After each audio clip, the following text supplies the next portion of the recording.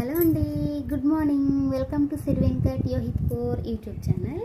ఈరోజు మన ఛానల్లో ఒక చిన్న టాపిక్ గురించి చెప్తున్నానండి. అది ఏం లేదండి, బేసిక్ ఇన్ఫర్మేషన్, బేసిక్ థింగ్స్ అన్నమాట. ఫస్ట్ ప్రతి ఒక్కరు ఎవ్రీవన్ షుడ్ నో, ప్రతి ఒక్కరు తెలుసుకోవాల్సిన బేసిక్స్ థింగ్స్ అండి.